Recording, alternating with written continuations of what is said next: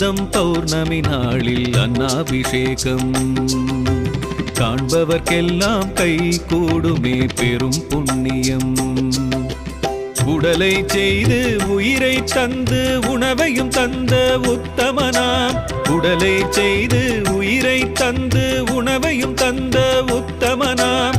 ஈசன் சர்வேசன் மகேசன் பரமேஸ்வரனுக்கு ஐப்பசி மாதம் பௌர்ணமி நாளில் அன்னாபிஷேகம் காண்பவர்க்கெல்லாம் கை கூடுமே பெரும் புண்ணியம்.